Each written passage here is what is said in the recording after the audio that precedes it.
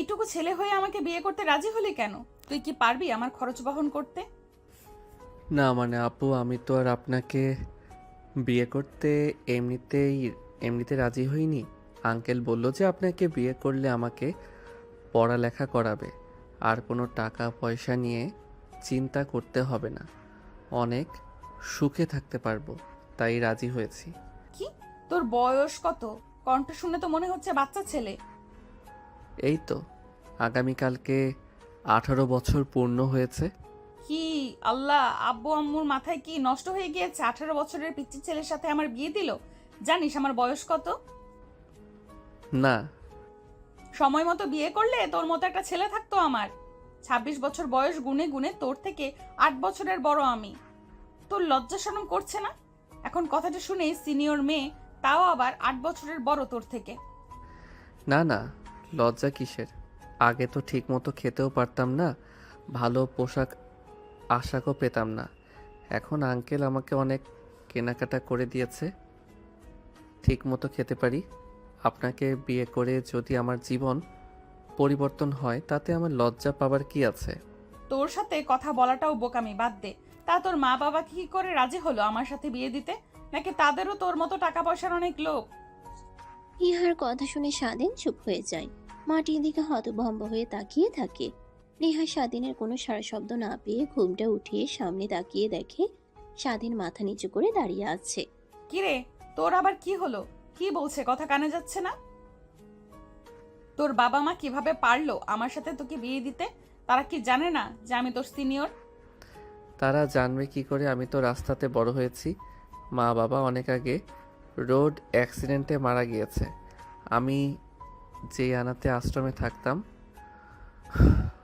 ওইখানকার দাদু বলছে আমাকে, কিন্তু কখনো আমি দেখিনি। ছোট থেকে আলাদা আশ্রমে বড় হয়েছি। যখন অনাথ আশ্রমে অনুদান আর টাকা পয়সা আসা বন্ধ হয়ে গেল, দাদু মারা গেল, তার ছেলেরা এসে অনাথ আশ্রম ভেঙে সবাইকে তাড়িয়ে দেয়। তারপর আমরা সবাই যে যার মতো জায়গায় জায়গায় চলে যাই। কেউ রেল স্টেশন, কেউ বাস স্টেশনে, কেউ বা ফুটপাতে থাকা শুরু করি। স্বাধীনের কথা শুনে নেহার অনেক খারাপ লাগা কাজ করে। নিজেকে নিজে ধিক্কার দেয়। তারপর নিজে নিজেই ঘাটতে থেকে উঠে এসে দাঁড়ায়। টেবিলের কাছে গিয়ে টেবিলের ভিতর থেকে সিগারেট আর লাইটার বের করে জ্বালায়। স্বাধীনের নাকে গন্ধ আসলে নেহার দিকে তাকিয়ে বলে, আপনি সিগারেট খান শুনেছি। মেয়েরা সিগারেট খায় না, ছেলেরা সিগারেট খায়। এখন তো দেখছি পুরো উল্টো। তার মানে মেয়েরাও সিগারেট খায়? তোরা যদি পারিস তাহলে মেয়েরা পিছিয়ে থাকবে কেন? সব খাই। আর একটা কথা, তোকে দেখে অনেক মায়া লেগেছে। ছোট থেকে রাস্তায় ফুটপাতে বড় হয়েছিস, তোকে বেশি কিছু করব না। আমাকে আমার মতো থাকতে দিবি, ইচ্ছা মতো চলবো, কোনো কথা বলবি না। যদি বলিস তাহলে এই বাড়ি থেকে বের করে দেব। আর তুই বড় না হওয়া পর্যন্ত প্রতিষ্ঠিত হয়ে তারপরে। তুই তোর মতো, আমি আমার মতো। তোর মতো পিছের সাথে সংসার করতে পারবো না আমি। ঠিক আছে আপু। আমার কথা শুনে তোর রাগ হচ্ছে না যে বললাম আমি তোকে স্বামীর অধিকার দেব না? না, রাগ হতে যাবে কেন? আমাকে পড়তে দিলে আর 3 বেলা খেতে দিলে আর থাকতে দিলেই হবে, স্বামীর অধিকার দিতে হবে না? তোর সাথে কথা বলাটা বোকামি। যা গিয়ে শুয়ে পড়তো। মাথা খাস না, এমনিতেই চিন্তাতে মাথা অনেক ঘুরছে। আচ্ছা, একটা কথা বলি। নেহা সিগারেটের ধোঁয়া ছেড়ে স্বাধীনের দিকে বাঁকা দৃষ্টিতে তাকায়। চোখের ইশারা দিয়ে হা বললে স্বাধীন বলতে লাগে, আপনি এখানে বসেন, আমি আপনার মাথায় তেল মালিশ করে দেই। আমার যখন মাথা ব্যথা করতো অনেক, তখন এই অনাথ আশ্রমের দাদুভাইটা আমার মাথায় তেল মালিশ করে দিত, আর মাথা ঘুরতো না। না, তা লাগবে না। যা তুই গিয়ে শুয়ে পড়। কথাটা বলে বাহিরের দিকে তাকিয়ে সিগারেট ফুঁকাতে লাগে। তক্ষুনি স্বাধীন পিছন থেকে এসে নেহার হাত ধরে নিচে বসিয়ে দেয়। মাথায় তেল মালিশ করে দিতে লাগে। নেহা অবাক হয়ে যায় স্বাধীনের কর্মকাণ্ড দেখে। রাগ হতে লাগে, কিন্তু অবশ্যই ভালো লাগলো। আর কিছু বলে না। আচ্ছা আপু, সিগারেটটা ফেলে দিবেন। আমার অনেক কষ্ট হচ্ছে, নিঃশ্বাস নিতে পারছি না ঠিক মতো। সিগারেটের গন্ধ আমি সহ্য করতে পারি না। এমন অভিনয় করেছিস যেন কখনো সিগারেট ছুঁয়েও দেখিসনি। নিঃশ্বাস নিতে পারছি না, যত সব ঢং। তোর কাজ কর, ভালো লাগছে অনেক। না, সত্যি বলছি। আর হ্যাঁ, আমি সিগারেট খাই না, একবেলা ঠিকমতো খাবার খেতেই পারি না, আবার খাবো সিগারেট। আর আমি আপনাকে বললাম না, অনেক ভালো লাগবে, অনেক ধকল গেছে আপনার উপর দিয়ে। আজকের দিনটা আমি কখনোই ভাবতে পারিনি আঙ্কেল আমাকে নিয়ে এসে এমন কিছু করবে। বাট বুঝতে পারলাম না আঙ্কেল, আপনার মতো এত কোটি কোটি টাকার মালিকের মেয়ের সাথে আমার মতো সামান্য রাস্তার ছেলেকে বিয়ে দিল কেন? আমার মাথাতেও একই কথাই ঘুরপাক খাচ্ছে। বাবার এমন কি হলো যে তোর মতো রাস্তার ভিখারির সাথে বিয়ে দিল? কিছুই বুঝতে পারলাম না, নাকি বাবার মাথাটা পুরোটাই গেছে? যাই হোক, তুই মাথায় ভালোভাবে মালিশ করে দে, অনেক ভালো লাগছে। স্বাধীন নেহার মাথায় তেল মালিশ করে দিতে লাগে। এভাবে অনেকটা সময় পার হয়ে যায়। স্বাধীনের কথা মতো নেহা সিগারেট আর খায় না। অনেকটা সময়ে পার হয়ে গেলে হঠাৎ নেহা বলে ওঠে, তুই অনেক ভালো, তোর জায়গায় অন্য কোনো ছেলে থাকলে কখনোই এমন করতো না। রাস্তায় থাকা ছেলেরা তো অনেক খারাপ আর বাজে হয়, আর সেখানে তুই আমাকে সেবা করছিস। যাই হোক, তোকে কোনো চিন্তা করতে হবে না, বাবা বিয়ে দিয়েছে তোর সাথে, বাট কখনো স্বামীর অধিকার নিতে আসবি না আমার কাছে। তুই যত পড়াশোনা করতে চাস আমি তোকে করাবো। ধন্যবাদ আপু। আচ্ছা আপু, আমি এসএসসি পরীক্ষা দিয়েছি কালকে, আমাদের রেজাল্ট দিয়েছে। আমি এখনও দেখতে পাই নাই পাশ করেছি নাকি ফেল। মনে তো হয় ভালো কিছুই আসবে। প্লিজ একটু দেখে দিবেন মোবাইল দিয়ে, কিভাবে যেন দেখে। ও আচ্ছা তাই, তুই এখানে বস, আমি মোবাইল নিয়ে আসছি। কথাটা বলেই নেহা উঠে গিয়ে টেবিলের উপরে থেকে ফোন নিয়ে আসে। তারপর স্বাধীনের রেজাল্ট দেখার জন্য স্কোর করতে লাগে। তখন নেহা বলে ওঠে, তোর রোল নাম্বার আর রেজিস্ট্রেশন আর বোর্ড বল, আমি তোকে দেখিয়ে দিচ্ছি রেজাল্ট। মনে আছে তো নিশ্চয়ই? হ্যাঁ আছে তো, মনে থাকবে না কেন আবার? তারপর স্বাধীন রোল রেজিস্ট্রেশন বোর্ড বললে নেহার রেজাল্ট দেখিয়ে দেয়। নেহার রেজাল্ট দেখে চমকে ওঠে। অবাক হয়ে স্বাধীনের দিকে তাকায়। স্বাধীন ভয় পেয়ে যায়। তখন নেহার গম্ভীর কণ্ঠে বলতে লাগে, সত্যি কি তোর রোল রেজিস্ট্রেশন বলেছিস নাকি ভুল কারোটা বলে দিয়েছিস? অবশ্যই এখানে তো নাম স্বাধীন শেখ দেওয়া আছে, তার মানে তুই। হ্যাঁ আমারই হবে। আর কি হয়েছে আপু, এমন চমকে তাকিয়ে আছো আমার দিকে? তুই তো পুরো বোর্ডে দ্বিতীয় স্থান দখল করেছিস। কি? হ্যাঁ ঠিক বলছি, তাই তো অনেকটা অবাক হয়ে গিয়েছি। নেহা স্বাধীনের দিকে ফোন এগিয়ে দেয়। স্বাধীন ফোন নিয়ে ভালোভাবে দেখে কান্না করে দেয়। নেহা স্বাধীনের হাত থেকে ফোন নিয়ে কাঁধে হাত রেখে বলতে লাগে, কান্না করছিস কেন এইভাবে? এখন তো তোর হাসি খুশি থাকার কথা। পুরো বোর্ডের ভেতরে দ্বিতীয় নাম্বার স্থান দখল করেছিস তুই। তুই সামান্য কোনো স্টুডেন্ট না, বাট অনাথ আশ্রমে থেকেও কেউ এত ভালো রেজাল্ট করতে পারে, তোকে না দেখলে বিশ্বাসই হতো না আমার। আপু, আমার ওই দাদুটা অনেক ভালো ছিল। আমাকে কোনো কাজ করতে দিত না, পড়াশোনার জন্য সব সময় অনেক জোর দিত। বই কেনার কথা বললেই যেভাবেই হোক আমাকে এনে দিত ওই দাদু। তার জন্যই আজ এত কিছু। আল্লাহ তুমি দাদুটাকে বেহেশত নসিব করো। উপরের দিকে তাকিয়ে দীর্ঘ নিঃশ্বাস ফেলে কথাটা বলে স্বাধীন। নেহা তো স্বাধীনকে যতই দেখছে ততই যেন অবাক হয়ে যাচ্ছে। এই ছেলেটার মাঝে তো কিছু না কিছু লুকিয়ে আছে, যা তাকে এত করে তার দিকে টানছে আর ভাবাচ্ছে। দেখতে দেখতে আরো অনেকটা সময় পার হয়ে যায়। স্বাধীন আর নেহা একে অপরের সঙ্গে কথা বলতে বলতে যখন রাত 12টা বেজে যায়, অনেক ঘুম পায় স্বাধীনের। হামি পালাতে লাগে। যা, তোর অনেক ঘুম পেয়েছে, যা গিয়ে ঘুমা। আপু, আপনি ঘুম আসবেন না? আপনি এত ঘুম পেয়েছে মনে হয়, এত রাত জাগা ভালো না। আমাকে দাদু বলতো যত দ্রুত পারো এই বেলা ঘুমিয়ে যেও, সকালে যত দ্রুত পারো উঠে যেও, তাহলে মস্তিষ্ক আর মনস্তাপ ভালো থাকবে। হ্যাঁ চল ঘুমাবো, আমারও ভালো লাগছে না তেমন একটা। কথাটা শুনে নেহা আর স্বাধীন দুজনেই উঠে পড়ে। তারপর ব্যালকনি থেকে রুমে চলে যায়। নেহা গ্লাস লাগিয়ে দেয়। স্বাধীন দাঁড়িয়ে থেকে নেহা স্বাধীনের সামনে পোশাক পরিবর্তন করতে যাবে, অমনি স্বাধীন চোখ বন্ধ করে বলতে লাগে, আপু কি করছো? আমি রুমে আছি, একটাবার দেখো। এভাবে কেউ পোশাক পরিবর্তন করে মানুষ থাকা সত্ত্বেও? ও সরি সরি, আসলে এইভাবে প্রত্যেকদিন পোশাক চেঞ্জ করি তো তাই অভ্যস্ত হয়ে গিয়েছে। আচ্ছা তুই যা ঘুমা, আমি ওয়াশরুম থেকে পোশাক পরিবর্তন করে আসছি। নেহা ওয়ার্ড্রপ থেকে 3 পিস নিয়ে ওয়াশরুমে চলে যায়। চেঞ্জ করে বাহিরে এসে দেখে স্বাধীন এখনো দাঁড়িয়ে আছে মূর্তির মতো। রে, তোকে না বললাম যা গিয়ে ঘুমা, এখনো এখানে দাঁড়িয়ে আছিস কেন মূর্তির মতো? না মানে আপু, এইখানে তো একটাই বেড, আর এক্সট্রা কোনো কাঁথা বালিশও দেখছি না যে ফ্লোরে বিছিয়ে ঘুমাবো। ওই সকালে যে শীত লাগে। আর ফ্লোরে ঘুমাতে হবে কেন? তোকে যা এত বড় খাট আছে, ঘুমা। আপনি তো আমাকে স্বামী হিসেবে মেনে নেন নাই, তো এক খাটে ঘুমানো ঠিক হবে না। আমি বরং সোফায় গিয়ে ঘুমাই। আরে না না, তোকে সোফায় ঘুমাতে হবে না। আমি তোকে ভালোভাবেই বুঝতে পারছি যে তুই কেমন ছেলে। তোর দ্বারা ভয় পাবার কিছুই নেই। ঘুমাতো, মাঝখান দিয়ে কোলবালিশ দেবো, ভয় নেই। কথাটা বলে নেহা গিয়ে খাটের উপরে বসে পড়ে। স্বাধীন মাথা উঁচু করে তাকিয়ে দেখে নেহার নাইট ড্রেস পরে আছে, যার শরীরের অনেকটা অংশ দেখা যাচ্ছে। স্বাধীন আবার মাথা নিচু করে ফেলে। স্বাধীন কি করবে কিছু বুঝে উঠতে পারে না। লজ্জা লাগতে লাগে। গুটি গুটি পায়ে খাটে গিয়ে কোলবালিশ মাঝখানে দিয়ে চোখ বন্ধ করে শুয়ে থাকে। নেহা ভালোভাবেই বুঝতে পারে স্বাধীন লজ্জা পেয়ে গেছে। মিটিমিটি করে স্বাধীনের দিকে তাকিয়ে হাসতে লাগে। তখনই ফোন হাতে নাই দেখে তার বান্ধবী মেসেজ দিয়েছে। নেহা দেখেও না দেখার ভান করে ফোন সাইডে রেখে কাঁথা নিয়ে ঘুমিয়ে পড়ে। পরের দিন সকালবেলা স্বাধীনের ঘুম ভেঙে যায় ফজরের আজানের শব্দে। মিটমিট করে তাকিয়ে দেখে মাঝখানে কোলবালিশ নেই, আর নেহা এসে তাকে শক্ত করে জড়িয়ে ধরে ঘুমিয়ে আছে। স্বাধীনের লজ্জা লাগতে লাগে। কোনোভাবে নেহার হাত থেকে ছাড়া পেয়ে উঠে দাঁড়ায়। নেহার রেলের দিকে তাকিয়ে লজ্জা পেয়ে কাঁথা দিয়ে ঢেকে দিয়ে নেহাকে ডাকতে লাগে।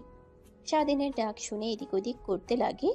এক পর্যায়ে উঠে পড়ে স্বাধীনের দিকে তাকিয়ে বলে, কি হয়েছে? এত সকাল সকাল আমাকে ডাকছিস কেন? এখনো তো আলোই ঠিক মতো ফোটে নাই, ঘুমাতে দে আমাকে।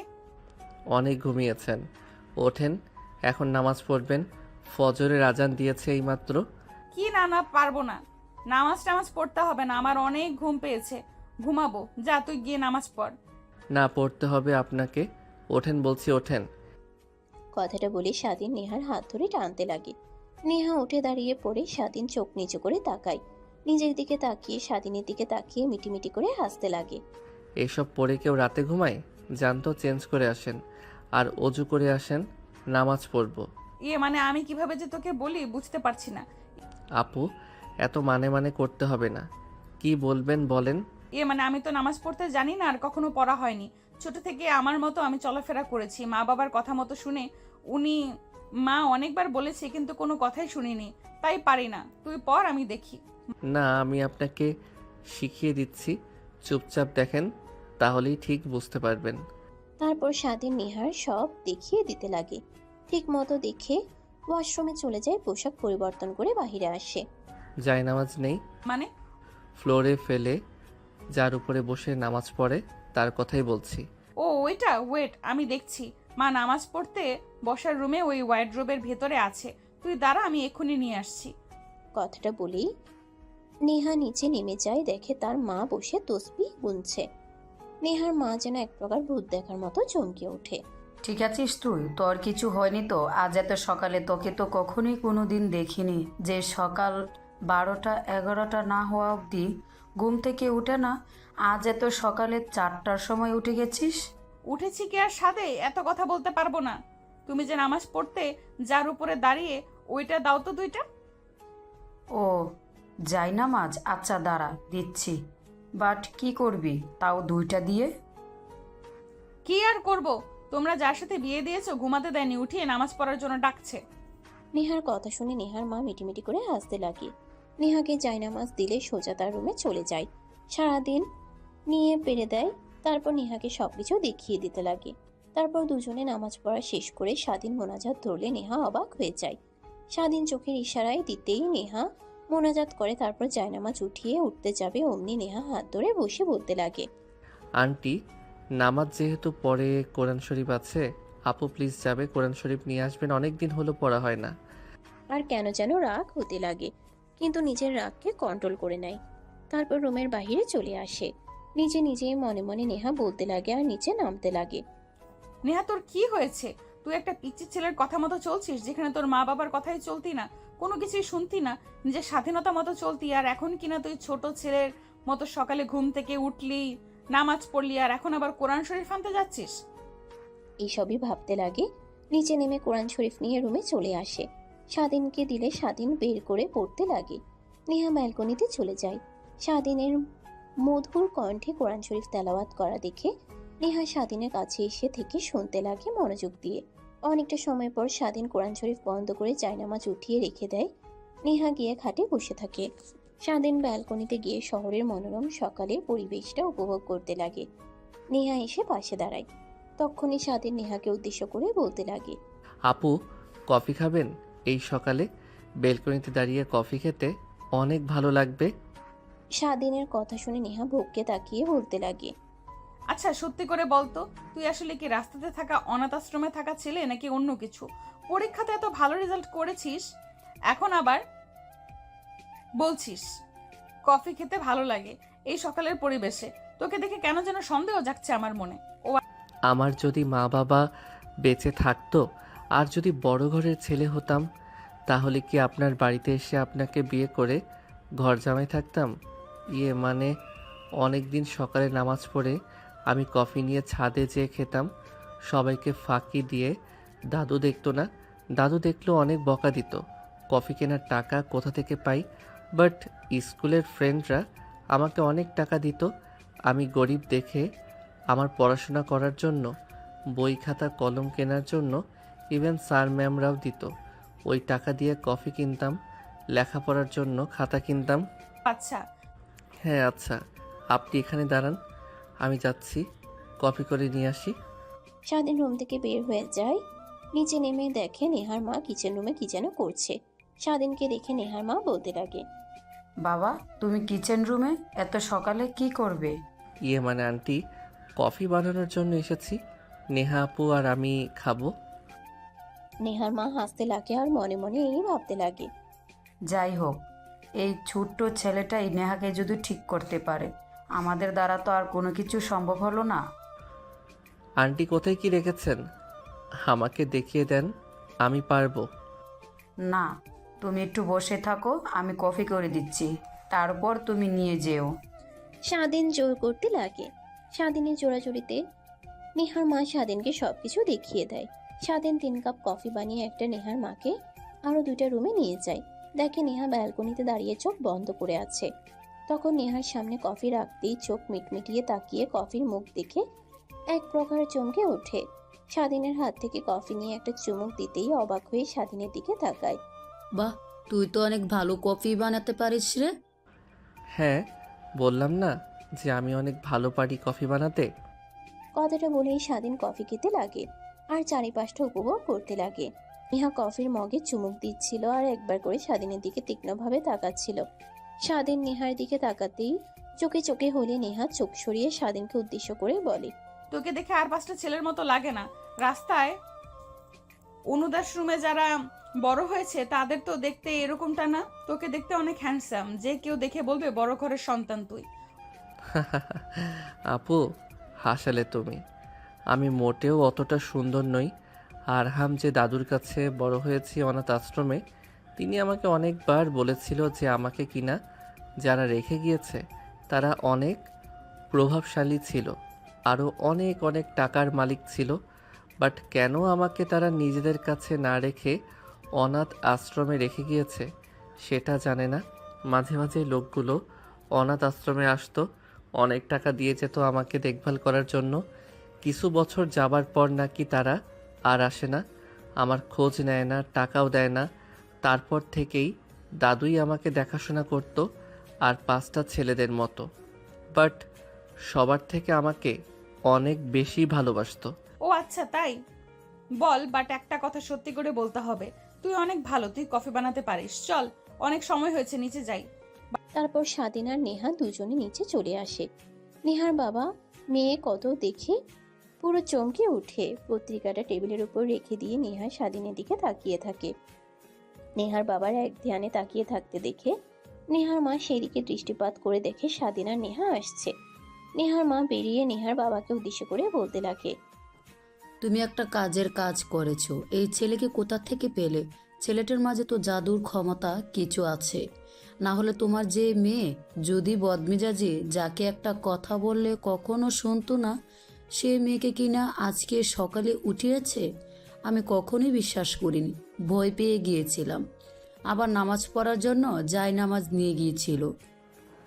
কি সত্যি? হ্যাঁ, তাই বলে আর কি, আমি তো ভেবেছিলাম যে তোমার মেয়ে কখনোই মেনে নেবে না ছেলেটাকে, যে কি অবস্থা করে তা না দেখি পুরোটাই উল্টো। দেখো দুজনে কিভাবে হেসে হেসে কথা বলে আসছে, অনেক ভালো লাগলো দেখে। তাদের দুজনের কথা বলার মাঝে নেহা আর স্বাধীন এসে খাবার টেবিলে বসে পড়ে। নেহার মা স্বাধীন আর নেহাকে খাবার সার্ভ করতে লাগে। খাবার খাচ্ছিল এমন সময় নেহা তার বাবাকেও উদ্দেশ্য করে বলে, বাবা জানো স্বাধীন কি করেছে? ওকে দেখে তো ভেবেছিলাম সাধারণ একটা ছেলে যে কিনা ফুটপাতে রাস্তায় বড় হয়েছে, বাট জানো ও ঢাকা বোর্ডে দ্বিতীয় স্থান অর্জন করেছে এসএসসি পরীক্ষায়। নেহার কথা শুনে নেহার বাবা আর মা দুজনই চমকে ওঠে। নেহার বাবা নিজেকে সামলিয়ে বলতে লাগে, একদম বাবার মতো হয়েছে, সব বিষয়ে জিনিয়াস। নেহার বাবার কথা শুনে সবাই নেহার বাবার দিকে ড্যাব ড্যাব করে তাকিয়ে থাকে। স্বাধীনের হাত থেকে খাবার পড়ে যায়। নেহার বাবা ভেবাচেকা খেয়ে যায়, কথা ঘুরানোর জন্য বলতে লাগে, তোরা এভাবে তাকিয়ে আছিস কেন? আমার বন্ধুর ছেলে A+ পেয়েছে, আমার বন্ধু ছোট থেকে A+ পেয়ে এসেছে, তাই আর কি বললাম যে একদম বাবার মতো হয়েছে। আমি ভেবেছি কি আমাদের কলেজে ওকে ভর্তি করিয়ে এতে আমাদের কলেজের নাম আরো বৃদ্ধি পাবে। ওর মতো ভালো একটা স্টুডেন্ট ভর্তি হলে অবশ্যই। হাতটা তুই যা ভালো বুঝিস, তোর স্বামী তুই কি করবি না করবি তুই জানিস। ওর নামে আমার সয় সম্পত্তি সব লিখে দিয়েছি, একটু পর উকিল সাহেব আসবে, সব শুধু সই করে দিলেই হয়ে যাবে। কি? হ্যাঁ রে মা, স্বাধীনের সব কিছু তোমারে, তোর মানেই সব কিছু স্বাধীনের, তাই ওনামি সব লিখে দিয়েছি। কি তুমি রাস্তার 2 টাকার ছেলেকে কোটি কোটি টাকার সম্পত্তি লিখে দিয়েছো আমাকে বাদে? তার মানে কি আমার থেকে তোমাদের কাছে এই রাস্তার 2 টাকার ছেলে বড়? আরে মা, ভুল বুঝছিস কেন? দেখ, ছেলেটা অনেক ভালো, যতদিন ধরে আমার সাথে রয়েছে দেখছিস, কথাবার্তা সব কিছু দিয়ে। আর আমি জানি তুই স্বাধীনের কাছে অনেক ভালো থাকবি, সুখে থাকবি। তোমরা যদি আমার সুখ আর ভালো চাইতে তাহলে কখনোই 18 বছরের ছেলের সাথে আমার বিয়ে দিতে না। ভাবতেও কেমন লাগে, আমার থেকে 8 বছরের জুনিয়র একটা ছেলের সাথে আমাকে বিয়ে দিয়েছো। এইটাই যদি বাহিরের মানুষ জানাজানি হয়ে যায় তাহলে কি হবে একটাবারও ভেবে দেখেছো তুমি? আমার বান্ধবীরা আমাকে নিয়ে হাসাহাসি করবে, ওদের সামনে আমি মুখ দেখাতে পারবো না। কথাটা বলেই নেহা খাবার প্লেটে হাত ধুয়ে উঠে পড়েন। নেহার বাবা সেদিকে কোনো তোয়াক্কা না করে মনের মতো করে খেতে লাগে। নেহার মা আর স্বাধীন দুজনে অবাক হয়ে তাকিয়ে থাকে। তখনই পাশ থেকে নেহার মা বলে, কি দরকার ছিল মেয়েটাকে শুধু শুধু রাগিয়ে দেওয়া? কই রে, রাগিয়ে দিলাম, যা সত্যি তাই তো বললাম। কি মানে, তুমি সত্যি স্বাধীনের নামে তোমার সয় সম্পত্তি সব লিখে দিয়েছো? হ্যাঁ, আর এটা নিয়ে দ্বিতীয়বার আমাকে প্রশ্ন করবে না তুমি। ভালো করে জানো, আমি কারোর কথায় কৈফিয়ত দিতে একদমই পছন্দ করি না। আমার যা ভালো হয়েছে তাই করেছি, আর আমি জানি আমি যা করি তা কখনোই ভুল কিছু হয় না। তারপরেও আঙ্কেল, আপনি কাজটা ঠিক করেননি, কারণ নেহা আপু আপনার মেয়ে, তাকে রেখে আমি অন্য একজনের ছেলে, আমার মা বাবার পরিচয় নেই, আমাকে রাস্তা থেকে উঠিয়ে নিয়ে এসে নেহা আপুর সাথে বিয়ে দিয়েছেন। এটাই অনেক কিছু, উল্টো আবার আপুকে সব কিছু লিখে না দিয়ে আমাকে নিয়ে লিখে দিয়েছেন। এখানে তো যে কোনো মেয়ে হলেও রাগ হওয়ার কথা। বাদ দাও তো ওর কথা, এমনিতেই সব ঠিক হয়ে যাবে। নেহার মা অবাক হয়ে যায় নেহার বাবার কর্মকাণ্ড আর কথার ধরন দেখে। স্বাধীন কিছু না বলে চুপচাপ খেয়ে টেবিল থেকে উঠে নেহার রুমে যাবে কিনা ভাবতে লাগে। অন্যদিকে নেহার মা স্বাধীন উঠে চলে যেতে দেখে নেহার বাবার কাছে এগিয়ে এসে বলে, তুমি কি করেছো? একটা বারো ভেবেচিন্তে কাজ করেছো? সামান্য একটা ছেলেকে এত কিছু দিয়েছো, ও যদি লুপ সামলাতে না পারে সবকিছু দখল করে নেয়, আমাদের যদি রাস্তায় নামিয়ে দেয়, তখন কি হবে? পাগল হয়ে গেছো নাকি তুমি? ওকে আমি চিনি, ওর রক্তকে আমি চিনি, জানি কখনোই আমার সাথে গাদ্দারি করবে না, কারণ ও রক্ত সততার রক্ত দ্বারা গড়া। আর এটা জানি যে তোমার মেয়ে কি একমাত্র ভালো করতে পারলে ওই পারবে, তাছাড়া অন্য কেউ। দেখেছো একদিনের ব্যবধানে নেহা কতটা চেঞ্জ হয়ে গিয়েছে। যেই মেয়ে কিনা দুপুর না হওয়া অবধি ঘুম থেকে উঠতো না, সে সকালে উঠে নামাজ পড়ছে, তাহলে ভাবো আর কিছুদিন গেলে কতটা পরিবর্তন হবে। তা জানি না, বাট কি বলতে তুমি? তুমি স্বাধীনকে চেনো? নেহার বাবা বাঁকা একটা হাসি দিয়ে নেহার মার দিকে তাকায়। নেহার মা আর কিছু জিজ্ঞেস করার সাহস পায় না। অন্যদিকে স্বাধীন নেহার রুমে যাবে কিনা ভাবতে লাগে। দরজার সামনে দাঁড়িয়ে ভেবে নেহার রুমে ঢুকে দেখে নেহা ব্যালকনিতে দাঁড়িয়ে সিগারেট ফুঁকাচ্ছে। স্বাধীন কি করবে ভেবে খুঁজে পায় না। গুটি গুটি পায়ে নেহার পাশে গিয়ে দাঁড়ায়। নেহা পাশে তাকিয়ে স্বাধীনকে দেখে ওর কলার চেপে ধরে মুখের উপরে সিগারেটের ধোঁয়া ফেলে দিয়ে বলতে লাগে, কুত্তার বাচ্চা, তোকে অনেক ভালো ভেবেছিলাম, কিন্তু তুই তো আমার বাড়িতে এসে আমার বাবা মাকে তোর হাতে নিয়ে নিলি। আমার বাবা আমাকে বিশ্বাস না করে তোকে তার সম্পত্তি সব লিখে দিয়েছে। তার মুখ তখন বাবার মুখের দিকে তাকিয়ে তোকে বিয়ে করতে রাজি হওয়াটাই আমার ভুল হয়েছিল। কে জানতো যে ওইটাই আমার কাল হয়ে দাঁড়াবে। জানোয়ারের বাচ্চা, তোকে আজকে আমার হাত থেকে কে বাঁচাবে? আমার সম্পত্তি সব তুই ভোগ করবি, তাই না? দাঁড়া দেখাচ্ছি। প্লিজ আপু, রাগান্বিত হবেন না। দেখেন, আঙ্কেল যে আমাকে তার সম্পত্তি সব লিখে দিবে এটা আমি নিজেও জানতাম না। চুপ থাক তুই। তোদের মতো ছেলেকে ভালো করে জানি। বড়লোক মেয়েদের টার্গেট করে তাদের সয় সম্পত্তি হিসাবে আত্মসাৎ করা আমারই ভুল হয়েছিল। আর বাবা কি করে পারলো রে? আরও জানলে কখনোই রাজি হতাম না। আপু প্লিজ রাগ করবেন না আর আমাকে ছেড়ে দেন। জানি না আঙ্কেল কেন এমনটা করলো, আপনাকে তার সয় সম্পত্তি না দিয়ে আমার নামে লিখে দিল। বাধা যদি তাই করে থাকে তাহলে চিন্তা করেন না, আমি আপনাকে সব আবার আপনার নামে লিখে দিব। কি সত্যি? হ্যাঁ, লিখে দিব আঙ্কেল। যেহেতু বলেছি একটু পর যদি আমার সিগনেচার নাই তাহলে বুঝতে পারবো। হ্যাঁ, সব লিখে দিচ্ছি। যদি তাই হয় তাহলে আপনাকে আবার আমি পরের দিন সব কিছু দলিল করে এনে বুঝিয়ে দেব। স্বাধীনের কথা শুনে নেহার রাগ কিছুটা কমে যায়। স্বাধীনের কলার ছেড়ে দেয়, তারপরে সিগারেটে থাকা অবশিষ্ট অংশটা খেতে লাগে। স্বাধীনের নাকে ধোঁয়া আসলে কেশে দিয়ে উঠে নেহা দেখে সিগারেট ফেলে দেয়। তারপর কিছুক্ষণ পিনপত নীরবতা বিরাজ করে। একটু পর নেহা স্বাধীনের ভাবে তীক্ষ্ণ দৃষ্টিতে তাকিয়ে বলে, আচ্ছা, তোর ইচ্ছে করছে না যে হ্যাঁ বাবা তোর নামে যা লিখে দিয়েছে তা আমাকে আর ফেরত না দিতে? তুই তো পারলে আমার বাবার সম্পত্তি সব তোর নামে যেহেতু লিখে দিবে তুই ভোগ করতি, আমাকে না দিতি, আমাদের বের করে দিতেও পারতি। আর জানিস কত টাকা সম্পত্তি? ও দেখেন, আমার এইসবের প্রতি কোনো লোভ নেই, বুঝছেন? একবার কি হয়েছিল, এক আঙ্কেল অসুস্থ হয়ে পড়েছিল, তার হাতে অনেক টাকা ছিল, গাড়ির সাইডে রেখে সঙ্গে সঙ্গে অজ্ঞান হয়ে যায়, দরজা খুলে নিচে পড়ে যায়। আমি দেখে উঠিয়ে কিছু লোকদের ফোন করে তাকে হাসপাতালে নিয়ে যাই, ব্যাগটা নিজের কাছে রেখে দেই, সুস্থ হলে তাকে দিয়ে দেই। আমার এইসবের প্রতি কোনো লোভ নেই। আমাকে দুই বেলা ঠিক মতো খেতে আর থাকতে, পড়াশোনা করতে দিলেই চলবে। জানেন, অনেকে ইচ্ছে পড়াশোনা করে বড় কোম্পানিতে চাকরি করব। আচ্ছা, তাই বুঝি। হ্যাঁ আপু, বাট আমরা তো গরিব, আমাদের এতটুকুর মধ্যেই সীমাবদ্ধ থাকতে হয়। অত লোভ করতে নেই। লোভ জিনিসটা মানুষকে ধ্বংস করে ফেলে। বাদ দে সেই কথা। তা তুমি না আমাকে কলেজে ভর্তি করে দিবে বললে, তোমাদের কলেজে? তা কখন? তা নিয়ে তোকে ভাবতে হবে না। এই শহরের নাম করে ইউনিভার্সিটি অ্যান্ড কলেজ আমার বাবার। ওইখানে অনেক বড় ঘরের ছেলেমেয়েরা লেখাপড়া করে, তাই ভাবছি তোকে যদি ওইখানে ভর্তি করিয়ে দেই তাহলে আমাদের কলেজের নাম আরো উজ্জ্বল হবে। কারণ তুই অনেক ভালো স্টুডেন্ট আর ঢাকা বোর্ডের ভিতরে নাম্বার 2 হয়েছিস। নেহার কথা শুনে স্বাধীন অনেক খুশি হয়। তারপর ব্যালকনি থেকে রুমে চলে আসে। সবাই বসে থাকে, তখন পাশে তাকিয়ে দেখে র্যাকের ভিতরে সাজিয়ে রাখা অনেকগুলো বই। তারপর বই পড়তে লাগে। নেহা ব্যালকনিতে দাঁড়িয়ে থেকে ভালো না লাগায় রুমে আসে। স্বাধীনকে বই পড়তে দেখে অনেকটা অবাক হয়ে যায়। তখন নেহা ড্রেসিং টেবিলের সামনে বসে চুল আঁচড়াতে লাগিয়ে আর স্বাধীনকে বলতে লাগে, আমার অনুমতি ছাড়া আমার বই হাতে নিয়েছিস কেন? সরি আপু, দেখলাম বসে থেকে সময় কাটছে না, তাই পাশে বই দেখে পড়তেছি। সরি। সরি বলতে হবে না, বাট যেটা হাতে নিয়েছিস ওই বইটা মোটেও তোর উপযুক্ত নয়।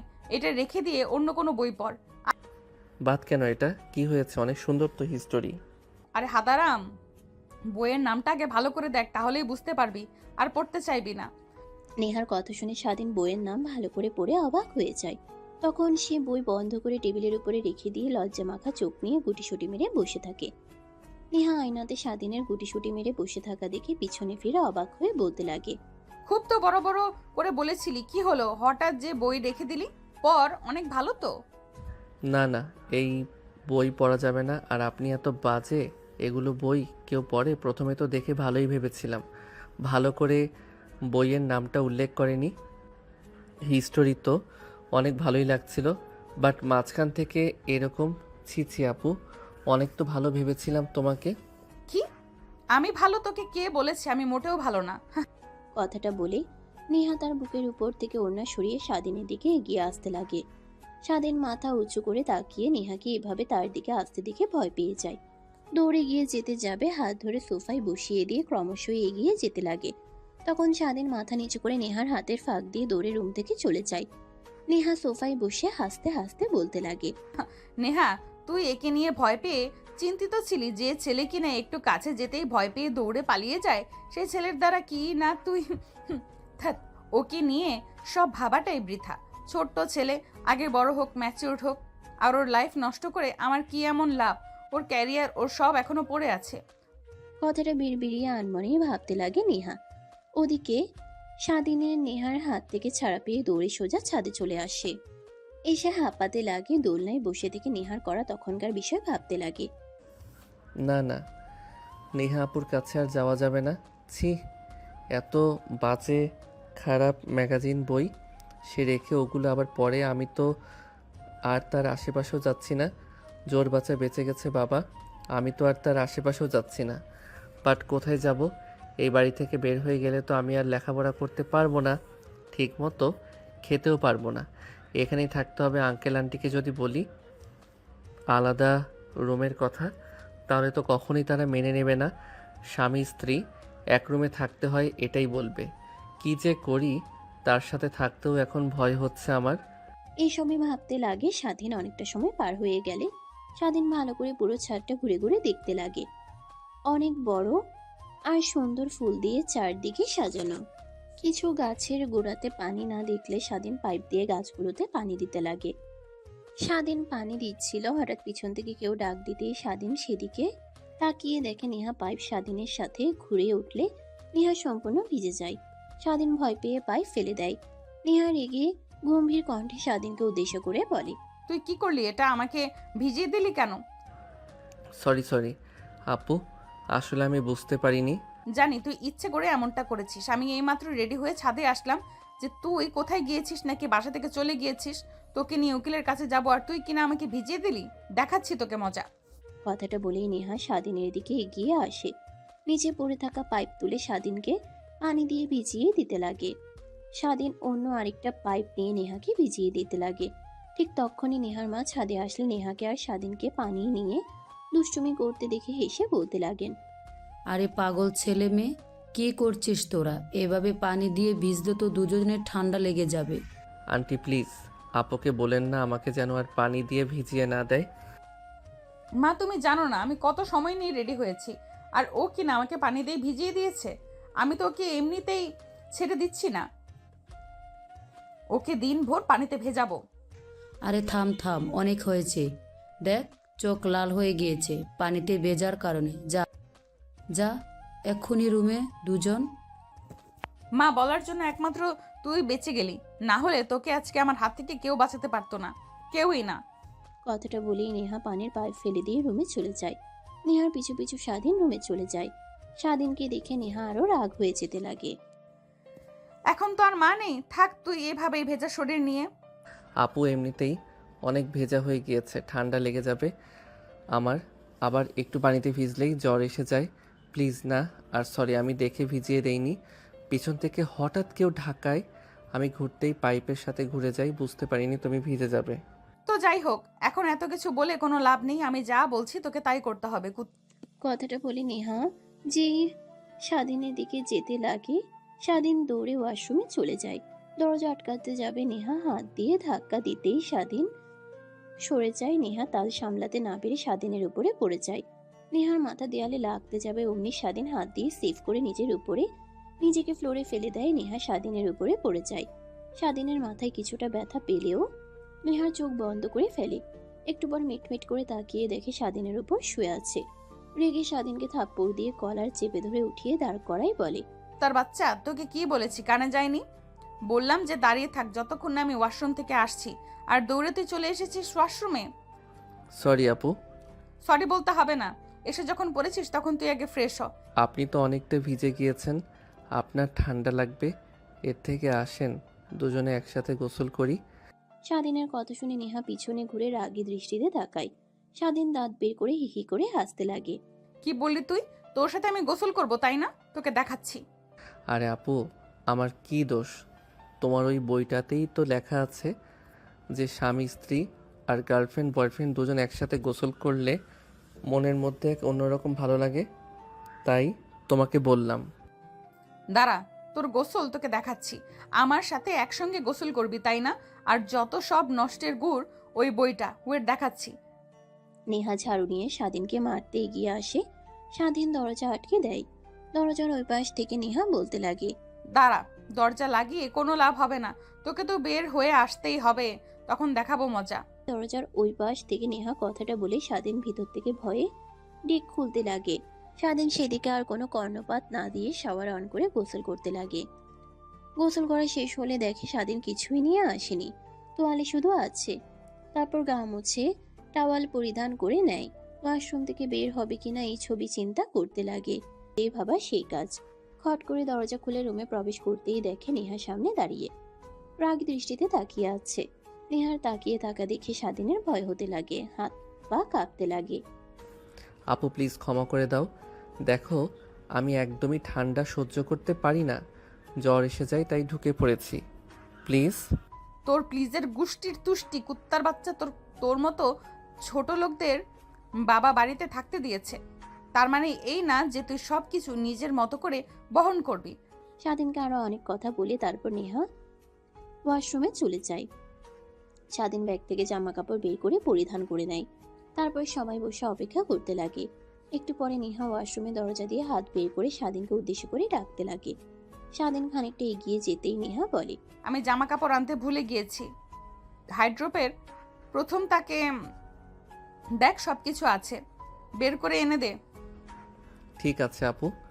স্বাধীন ওয়ার্ড্রপ খুলে নেহার জামা কাপড় বের করতে লাগে।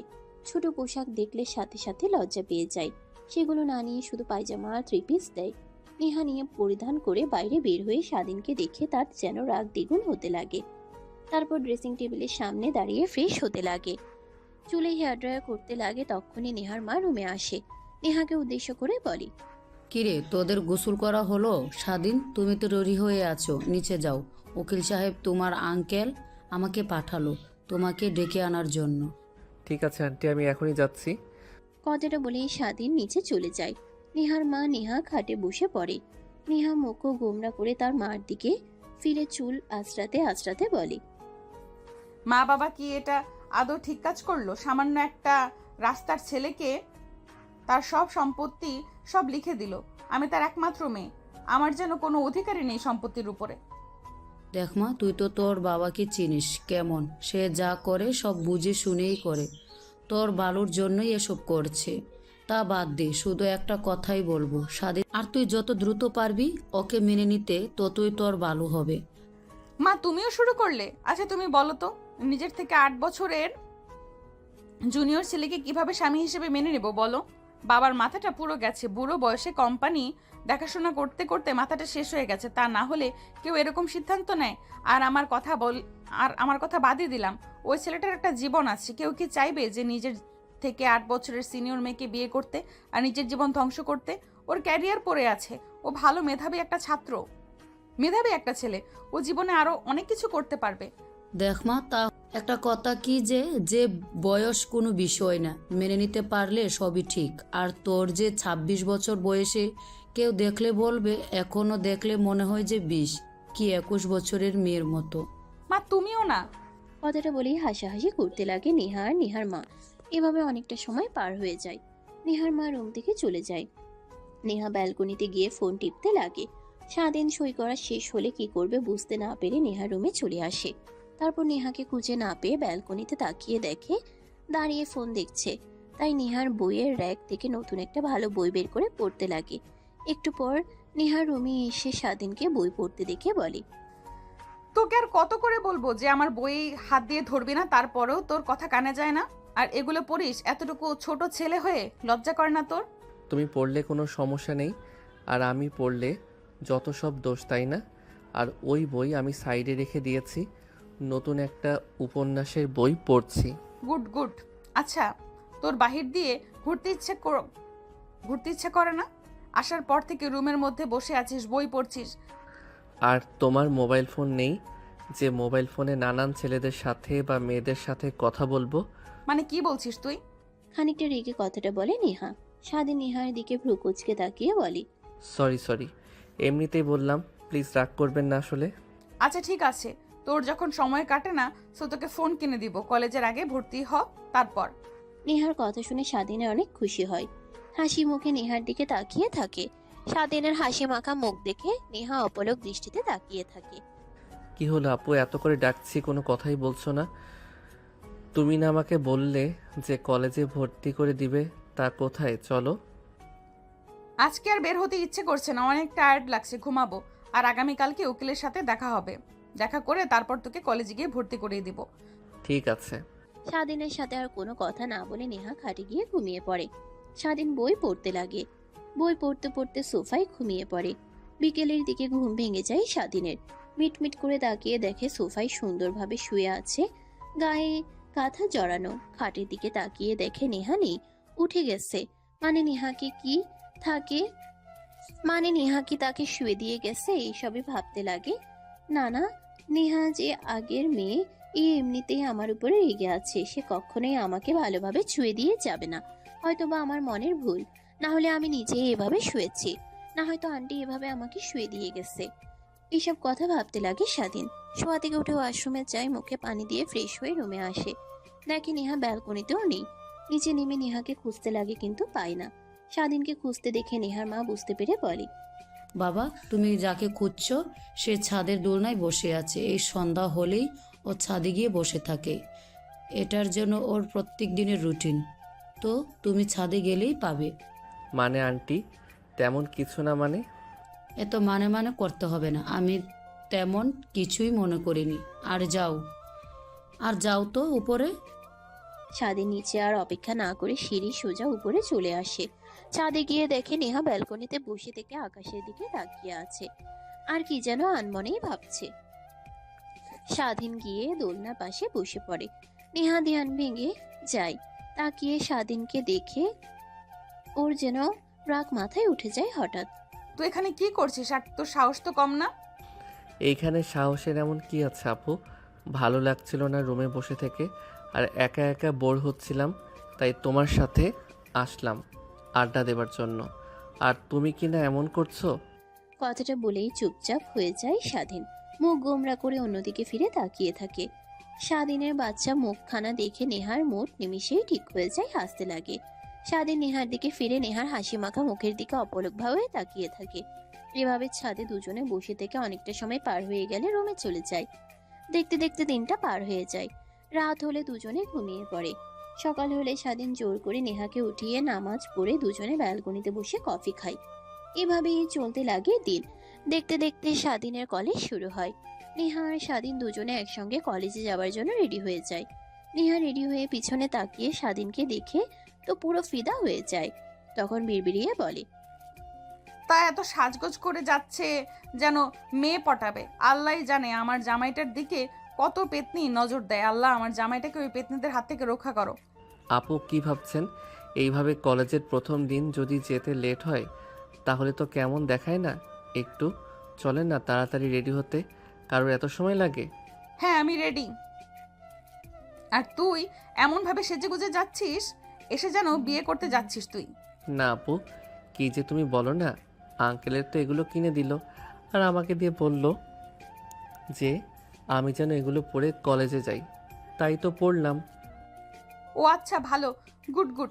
বাট একটা কথা কান খুলে শুনে রাখ, আমি আর তুই যে স্বামী স্ত্রী এটা যেন কেউ না জানে, কলেজে বা ভার্সিটিতে, বুঝলি? যদি কেউ কিছু জিজ্ঞেস করে আমি তোর কি হই, তাহলে বলবি যে মামাতো বোন। আমি একই কথা বলবো তোকে, ফুপাতো ভাই। ঠিক আছে আপু। কথাটা বলে নেহা ব্যাগ কাঁধে নিয়ে রুম থেকে বের হয়ে যায়। স্বাধীন নেহার পিছু পিছু যেতে লাগে। গাড়িতে গিয়ে বসলে নেহা গাড়ি স্টার্ট দিয়ে কলেজের উদ্দেশ্যে রওনা হয়। প্রায় 20 মিনিট পর একটা বিশাল কলেজের ভিতরে গাড়ি নিয়ে আসে। সারাদিন প্রথম দিন দেখে অবাক না হলেও আজকে যেন অবাক হয়ে যায়। পুরো কলেজটা সুন্দরভাবে সাজানো। স্বাধীন গাড়ি থেকে নামতেই স্যার এসে স্বাধীনকে স্বাগতম জানাতে লাগে। স্বাধীন অবাক হয়ে যায়। ধীরে যতই সামনের দিকে যেতে লাগে আশেপাশে থাকে ছাত্রীরা। ফুল দিয়ে বরণ করতে লাগে। স্বাধীন যেন বাকরুদ্ধ হয়ে পড়ে। তারপর স্যাররা নিয়ে গিয়ে চেয়ারে বসে দেয়। নেহা অবাক হয়ে তাকিয়ে থেকে দেখতে লাগে। স্বাধীন স্টেজের সামনে তাকিয়ে দেখে অনেক স্টুডেন্টরা বসে আছে। অনেকেই সেম ইয়ার, অনেকে সিনিয়র, আবার অনেকেই বড় ভাই। তারপর বেশ কিছু স্যার বক্তব্য দেয়। তারপর হঠাৎ একটা স্যার মাইক হাতে নিয়ে বলতে লাগে, তোমাদের অনেকের হয়তোবা নজর পড়েছে যে আমাদের পাশের চেয়ারে বসে থাকা ছেলেটার দিকে। হ্যাঁ, ছেলেটার নাম স্বাধীন। তোমরা তাকে সামান্য ছেলে মনে করো না।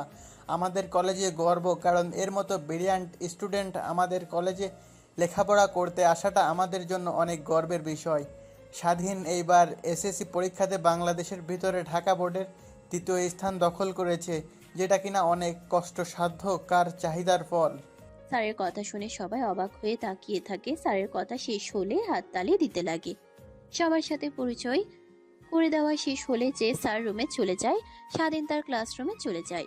অনেকেই ফ্রেন্ড হতে আসে, স্বাধীন সবার সাথে করে। তখন একটা মেয়ে এসে স্বাধীনের পাশে বসে কথা বলতে লাগে, হ্যান্ডশেক করতে লাগে। স্বাধীনের গায়ের উপর বারবার উঠে পড়তে লাগে। তখন নেহা স্বাধীনের ক্লাসের সামনে দিয়ে যেতে গিয়ে তাকিয়ে স্বাধীন আর মেয়েটাকে এতটা কাছে আসতে দেখে অনেকটা রাগ হয়, কিন্তু নিজের রাগকে কন্ট্রোল করে দীর্ঘ নিঃশ্বাস ফেলে তার ক্যাম্পাসে চলে আসে। দেখতে দেখতে কলেজ শেষ হয়ে যায়। স্বাধীন বাহিরে নেহার গাড়ির সামনে দাঁড়িয়ে থেকে নেহাকে আসার জন্য অপেক্ষা করতে থাকে। প্রায় 5 মিনিট পরে নেহা তার সাথে আরো কিছু ফ্রেন্ড সবাই একসঙ্গে গাড়ির দিকে এগিয়ে আসে। স্বাধীনকে দেখে নেহার বান্ধবীরা এগিয়ে এসে বলে, নেহা, এই ছেলেটা তোর গাড়ির কাছে এগিয়ে এসে কি করছে? আরে তোদের তো বলতে ভুলে গিয়েছি, এর নাম স্বাধীন, তোরা তো জানিসই। আর হচ্ছে আমার ফুফাতো ভাই, আমাদের বাসায় থাকে, ওখান থেকে লেখাপড়া করছে। ও আচ্ছা, ভালো ভালো। এত ভালো স্টুডেন্ট নিশ্চয়ই রিলেশন কর্নার সিঙ্গেল। স্বাধীন কি বলবে যেন কিছুই ভাষা খুঁজে পায় না, মাথা দিয়ে হাঁ ইশারা করে। নেহার এগিয়ে গিয়ে যায়, নিজেরা কি কন্ট্রোল করে বলে, ওই তোরা কি শুরু করলি? ও আমার থেকে কমপক্ষে 8 বছরের 9 বছরের ছোট, আর তুই কিনা এসব জিজ্ঞেস করছিস ওর কাছে? এতদিন পরে সবাই একত্র হলাম, বলছে চল তোদেরকে রেস্টুরেন্টে নিয়ে গিয়ে খাওয়াবো, আবার তোরা এসব উল্টাপাল্টা কথা বলছিস। আরে কই, কি বলেছি? এমনিতেই জিজ্ঞেস করলাম আর কি। আচ্ছা চল চল। তারপর সবাই গাড়িতে উঠে বসে। স্বাধীন কি করবে যেন কিছুই বুঝে পায় না, মূর্তির মতো দাঁড়িয়ে থাকে। নেহা গাড়িতে উঠতে গিয়ে স্বাধীনের দিকে ফিরে বলে, মূর্তির মতো এখানে দাঁড়িয়ে না থেকে গাড়িতে এসে বস। তুই তো আর চিনিস না আমাদের বাসা, রাস্তায় হারিয়ে যাবি। এরপর থেকে আমাদের সাথে চল, আমাদের সাথে রেস্টুরেন্টে। স্বাধীন কিছুই বলে না, নেহার কথা মতো গাড়ির সামনে এসে বসে। নেহা গাড়ি স্টার্ট দিয়ে রেস্টুরেন্টের দিকে যেতে লাগে। নেহার বান্ধবীরা অনেকে অনেক কথা স্বাধীনকে জিজ্ঞেস করলে স্বাধীন তার উত্তর দিতে লাগে। একটু পর রেস্টুরেন্টের সামনে গিয়ে নেহা গাড়ি দাঁড় করায়। ছবি রেস্টুরেন্টে গিয়ে খাবার খেতে লাগে। খাওয়া দাওয়া শেষ করে নেহা তার বান্ধবীদেরকে তাদের বাড়িতে নামিয়ে দিয়ে আসে। সোজা তার বাসায় চলে যায়। স্বাধীন তার আর নেহার রুমে গিয়ে পোশাক পরিবর্তন করতে লাগে। তখনই রেহা রুমে প্রবেশ করে স্বাধীনকে এমন অবস্থায় দেখে চিৎকার দিতে যাবে, অমনি স্বাধীন গিয়ে তার হাত দিয়ে নেহার মুখ চেপে ধরে। আরে পাগল হয়ে গেছে নাকি আপু? এভাবে চিৎকার দিলে আন্টি আসবে, আর এসে যদি আমাকে এই অবস্থায় দেখে তাহলে কি ভাববে বলেন তো? আর সরি, আমি ভেবেছিলাম আপনার রুমে আসতে এখন অনেক লেট হবে, তাই। পাগল নাকি তুই? কেউ মেয়ে এইভাবে ওপেন চ্যালেঞ্জ করে? যা সামনে থেকে যা। স্বাধীন ওয়াশরুমে চলে যায়। ফ্রেশ হয়ে বাইরে বের হয়।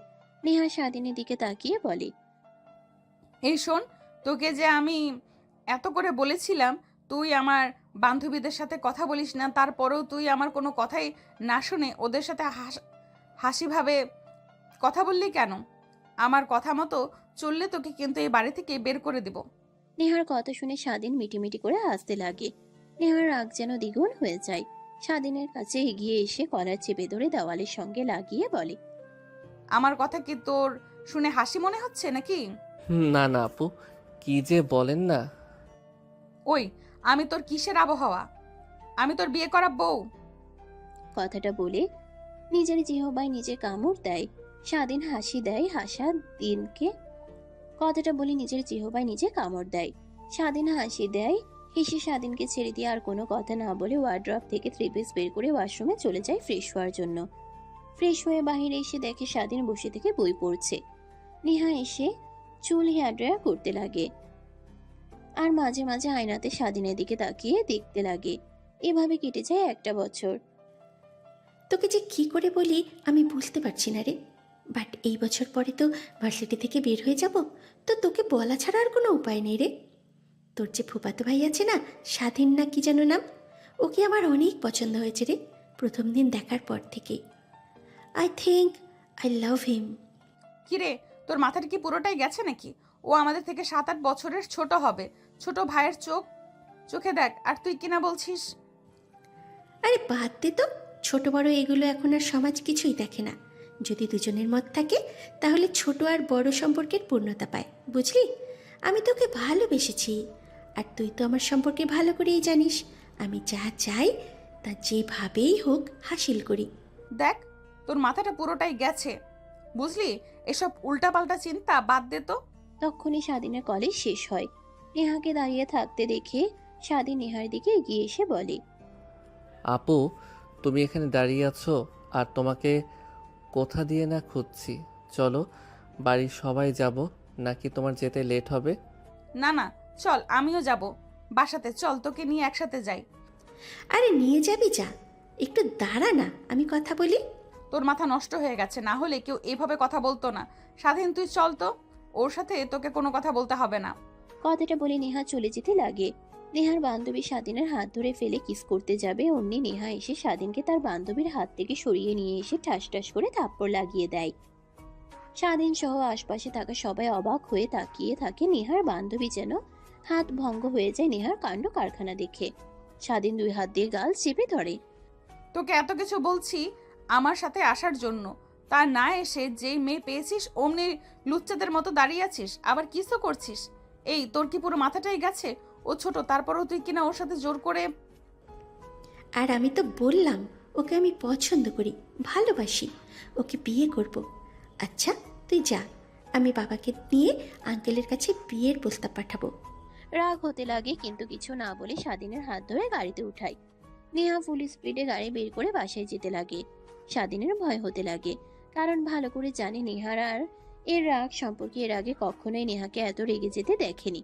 একটু পর বাসায় চলে আসে স্বাধীন, দেখে বাসায় কেউ নেই। তার বাঁচার শেষ ভরসাটাও হাতছাড়া হলো। নেহা টানতে টানতে রুমে নিয়ে যায়। দরজা লাগিয়ে দিয়ে পিছন ফিরে নেহা তার বুকের উপর থেকে ওড়না সরিয়ে দেয়, 3 পিস খুলে ফেলে। স্বাধীন চোখ বন্ধ করে ফেলে। নেহা এগিয়ে স্বাধীনের কাছে এগিয়ে এসে বলে, এখন চোখ বন্ধ করছিস কেন? তখন তো ঠিকই কিস করতে যাচ্ছিলি। আমি তোর বিয়ে করা বউ, আর আমাকে এইভাবে দেখতে তোর লজ্জা করে চোখ বন্ধ করে রেখেছিস। আপু, এত রেগে গিয়েছেন কেন? আর আপনি তো আমাদের বিয়ে মেনে নেন নাই, সে তো আবার রিয়েক্ট করে কি আছে?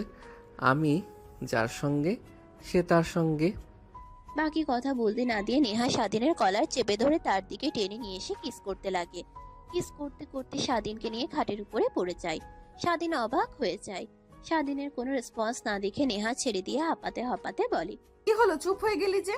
তখন তো ঠিক সামনের দিকে এগিয়ে যাচ্ছিলি। আমি না তাকালে তো ঠিকই সব করে ফেলতি। স্বাধীনকে কিছু বলতে না দিয়ে নেহা স্বাধীনের উপরে উঠে পড়ে। স্বাধীনের ঘাড়ে, কোমরে, কপালে, বুকে অনবরত কিস করতে লাগে। স্বাধীনকে মাতাল করে দিতে লাগে। স্বাধীনের পর্যায়ে তাল সামলাতে না পেরে নেহার সঙ্গে রেসপন্স করতে লাগে। এভাবে প্রায় 1 ঘন্টা পর স্বাধীন ক্লান্ত হয়ে নেহার উপরে শুয়ে পড়ে। নেহা স্বাধীনের মাথায় হাত বুলাতে লাগে। স্বাধীনের ধ্যান ভেঙে গেলে নেহার উপর থেকে উঠতে যাবে, নেহা শক্ত করে জড়িয়ে ধরে। কি করছেন? প্লিজ ছেড়ে দেন। এখন আপনি আমাকে কাছে টেনে নিয়েছেন, হয়তোবা আপনার বান্ধবী কাছে আসতে নিয়েছিল।